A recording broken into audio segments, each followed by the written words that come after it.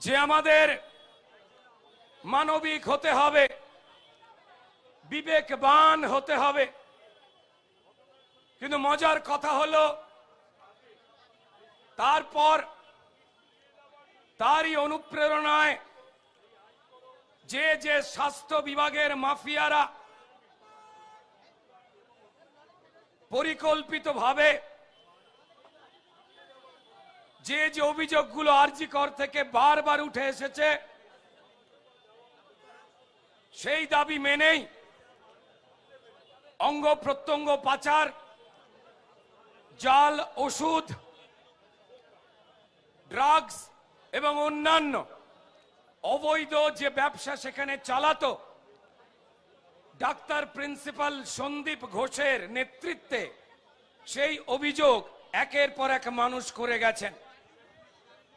দুর্ভাগ্যের হলেও সত্যি, আপনারা প্রত্যেকেই জানেন যে যখন এই বর্বরচিত ঘটনা ঘটেছে, পশ্চিমবঙ্গের স্বাস্থ্যমন্ত্রী মমতা বন্দ্যোপাধ্যায়, পশ্চিমবঙ্গের পুলিশ মন্ত্রী মমতা বন্দ্যোপাধ্যায়, পশ্চিমবঙ্গের মুখ্যমন্ত্রী মমতা বন্দ্যোপাধ্যায় দোষীদের শাস্তি দেওয়ার থেকে তিনি তার বিভাগকে দিয়ে, পুলিশ ডিপার্টমেন্ট এবং স্বাস্থ্য ডিপার্টমেন্টকে দিয়ে একের পর এক তথ্য প্রমাণকে লোপাট চালাবার খেলা করে গেছেন।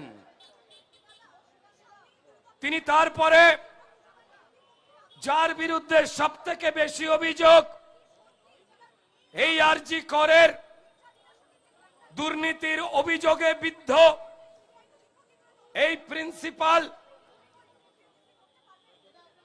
ঘোষ বাবুকে তিনি জেলে পড়া দূরের কথা, বিচার করা দূরের কথা, গ্রেপ্তার করা দূরের কথা, তিনি তাকে একের পর এক প্রমোশনাল ট্রান্সফার দিয়ে গেছেন এক কলেজ থেকে অন্য কলেজে।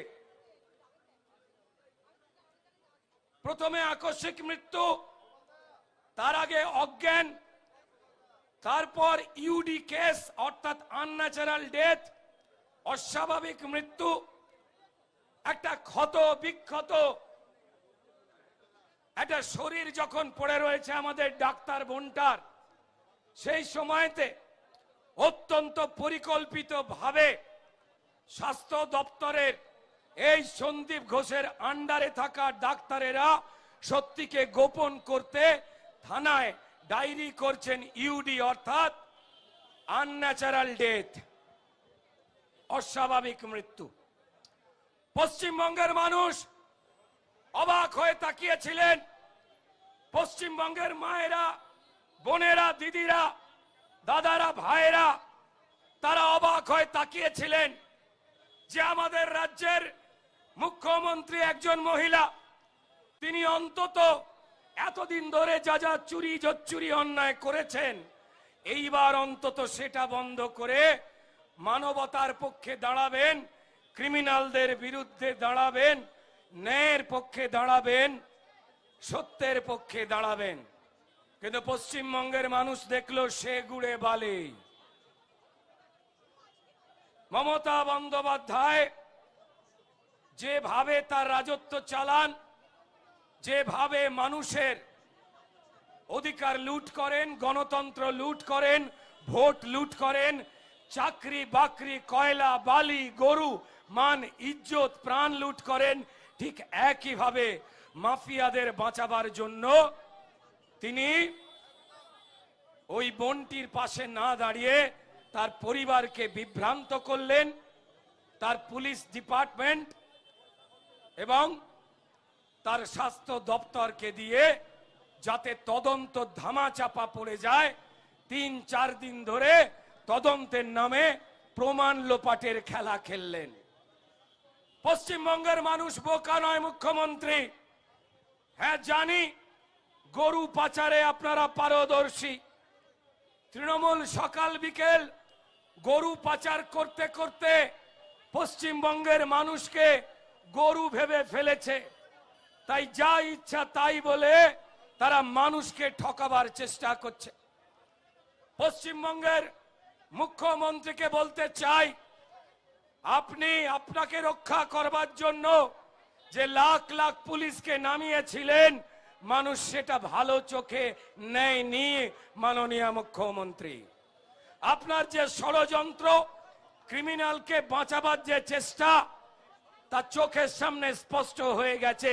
মমতা বন্দ্যোপাধ্যায়, মার মেয়েরা রাত জেগেছে, মায়েরা, ঠাকুমারা, বোনেরা, দিদিরা, এমনকি বাবারা, ভাইয়েরা, দাদারা, তারাও রাস্তায় নেমেছে আরজি করের এই খুন হয়ে যাওয়া ডাক্তার বোনটার জন্য জাস্টিস চেয়ে। মাননীয় মুখ্যমন্ত্রী, আপনি ভুল বুঝবেন না, কান খুলে শুনে রেখে দিন। রাত জেগে যে মার মেয়ে, বাবারা, দাদারা রাস্তায় নেমেছিল, সেটা শুধু আরজি করের জন্য রাস্তায় নামেনি।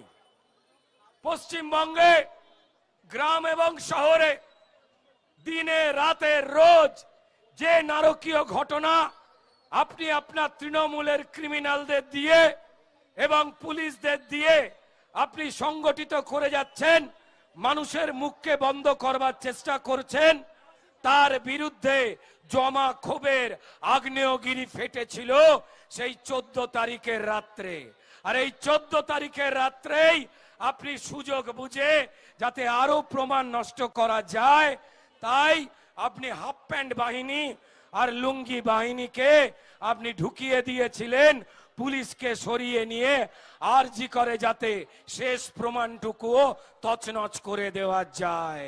পশ্চিমবঙ্গের মানুষ সমস্ত কিছু দেখেছে। মমতা বন্দ্যোপাধ্যায়, আপনার নিস্তার নেই। পশ্চিমবঙ্গের মানুষ মনে করেছিল এত বিক্ষোভ, এত প্রতিবাদ, তাহলে পশ্চিমবঙ্গের মহিলা মুখ্যমন্ত্রী মমতা বন্দ্যোপাধ্যায় অন্তত এইবার নিজে লজ্জা পেয়ে মানবতার মিথ্যে কথাও অন্তত মুখে বলবেন। কিন্তু সেগুড়ে আবার বালি। যাই করুন না কেন, বাংলায় একটা কথা আছে না, ত হয়ে থাকা অনেক জিনিসকে যতই টানাটানি করুন, ও একটুখানি সোজা হয়ে আবার বেঁকে ঘুরে সেই তয়ের মতোই হয়ে যায়। আমাদের মুখ্যমন্ত্রীও তাই। মমতা বন্দ্যোপাধ্যায় অন্যায়ের পক্ষে ছিলেন, ক্রিমিনালদের পক্ষে ছিলেন, চোর জোচ্চোরদের পক্ষে ছিলেন, মাফিয়াদের পক্ষে ছিলেন, মানুষের বিরুদ্ধে ছিলেন এবং তাই থাকলেন। একদিকে তিনি পশ্চিমবঙ্গের মানুষকে বোকা বানাবার জন্য নিজেই রাস্তায় মিছিল করছেন, জাস্টিস চাই। আমি জানি না একজন ব্যক্তির লজ্জার পরিসীমাটা কত ছোট হলে এই কাজ করতে পারে।